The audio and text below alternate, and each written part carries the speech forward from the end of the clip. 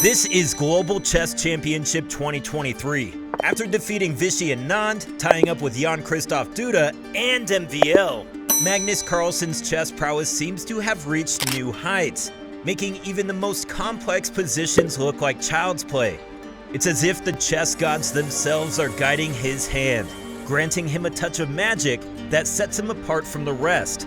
However, despite Carlsen's complete dominance throughout all of his matches, giving him nearly all wins, there was another player completely destroying this tournament, Jan Nepomniachtchi. With the peak rating of 2795, Jan Nepomniachtchi is ranked number 2 in the world. In this tournament, Nepo was not just playing, he was out for blood.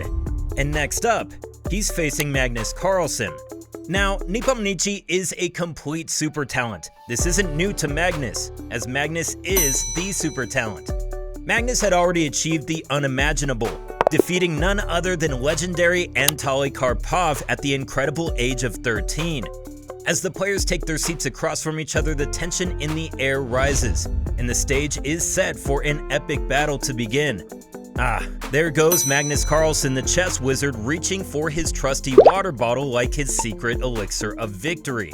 You can almost imagine him whispering, "A sip of hydration a day keeps the blunders away." After quenching his thirst, Carlsen carefully arranges his pieces.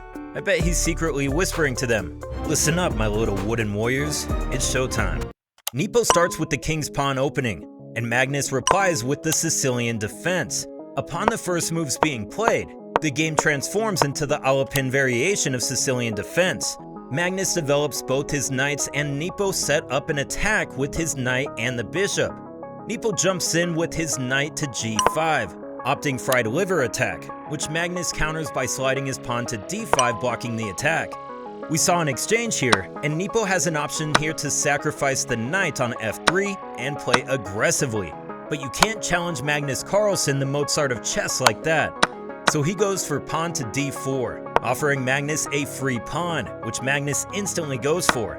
Nepo finds out a brilliant move, queen to b3, setting up an X-ray over the diagonal.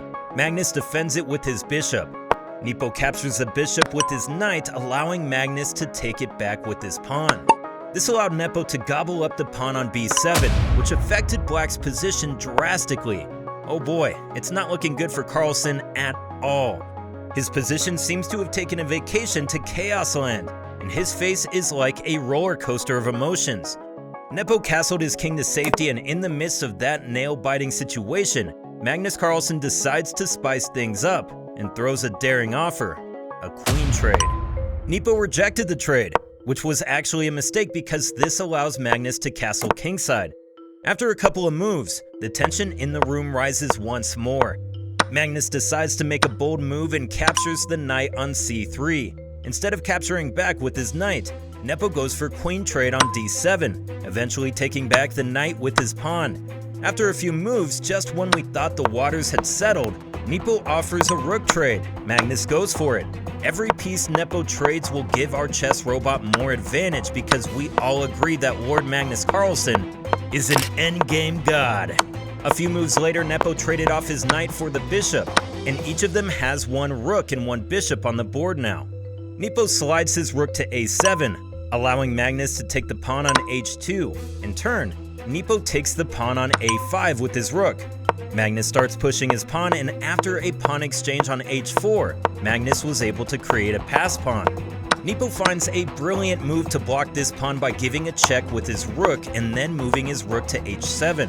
But wait, Magnus still pushes his pawn forward to the h3 square, which was a blunder. The main idea behind this move was if Nepo takes this pawn, Magnus will give a check with his rook and gobble up the rook. Nepo spotted these tactics, but he can't find the winning move. The best move here was to take the pawn on e6 with the bishop, but instead, Nepo goes for king d4. Magnus slides his rook to c2, defending the passing pawn, and now, Nepo spots the best move, which was bishop takes on e6. But this was too late for him. The Mozart of chess finds a brilliant move here. Bishop check and then rook check. And then, Magnus slides his pawn to h2. Now it is impossible to stop this pawn from promotion, but Nepo tries his best with rook and bishop, Magnus sacrifices his rook on f3 and eventually promotes to a queen. Nepo seizes the opportunity to gobble up the bishop. The game was queen versus rook now, and believe me, you cannot stop Magnus Carlsen winning this. After giving a couple of checks, Magnus cornered the white's king without letting Nepo do anything. Realizing the futility of the situation, Nepo comes to the heart-wrenching decision that resistance is futile, and he gracefully bows out with a resignation, conceding victory to the indomitable Magnus Carlsen. Magnus Carlsen, the chess virtuoso, stands triumphant on the battlefield of 64 squares, where every move was a stroke of brilliance, and every decision a calculated masterpiece. Checkmate for now, dear chess enthusiasts. May your passion for this beautiful game burn brighter with every move, and may the thrill of the chess kingdom never fade. Keep playing, keep learning, and keep the spirit of chess alive.